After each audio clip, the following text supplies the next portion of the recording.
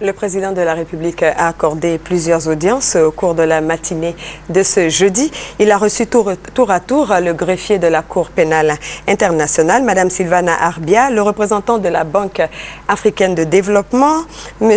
Lamine Zein Ali, et le président de la commission électorale indépendante, Youssouf Bakayoko. Compte rendu toujours, Viviane Aïma.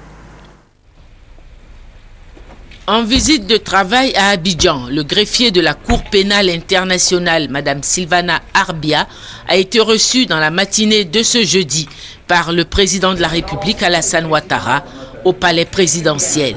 L'entretien a porté sur le projet d'ouverture d'un bureau extérieur de la CPI à Abidjan. Projet dont la procédure de finalisation est avancée, puisqu'un protocole d'accord portant sur les privilèges et immunités du personnel et des locaux de la Cour a été signé en février dernier entre les autorités ivoiriennes et la CPI. Alors, à quand donc l'ouverture de ce bureau de la CPI à Abidjan? Le plus tôt possible, donc la décision est prise, donc il faut la mettre en œuvre et on espère vraiment bientôt. Même si le bureau ne sera pas ouvert, les victimes ils ont le droit à l'accès à la justice que la Cour pénale internationale peut assurer, c'est-à-dire qu'ils peuvent participer dans les procédures dès maintenant. Mais l'ouverture du bureau va faciliter tout ça. L'ouverture en projet d'un bureau de la Cour pénale internationale à Abidjan démontre que les autorités ivoiriennes, de concert avec la justice pénale internationale, entendent aller jusqu'au bout dans leur détermination à juger les auteurs de crimes et exactions commis en Côte d'Ivoire au cours des différentes crises sociopolitiques qu'a vécu le pays depuis 2002. Deuxième personnalité à être reçue en fin de matinée ce jeudi, le représentant de la BAD, la Banque africaine de développement en Côte d'Ivoire, Lamine Zein Ali. Il était accompagné par l'économiste pays pour la Côte d'Ivoire à la BAD, M. Dougnan Paul.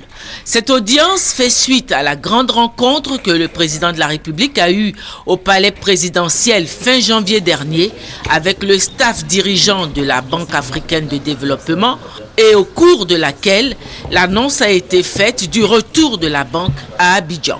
Un retour qui ne dépend plus que de l'avancement des travaux d'aménagement de ces locaux.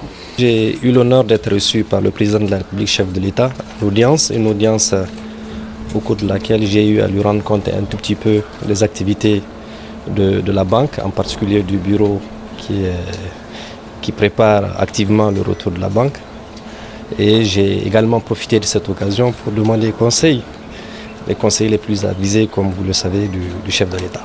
Le président de la CEI, Youssouf Bakayoko, a été la troisième personnalité à être reçue ce jeudi en fin de matinée. Après les présidentielles et les législatives, la CEI, la commission électorale indépendante, prépare les deux derniers scrutins que sont les élections régionales et les élections municipales. Comme vous le savez, nous avons eu, il y a quelques mois en arrière, des élections législatives.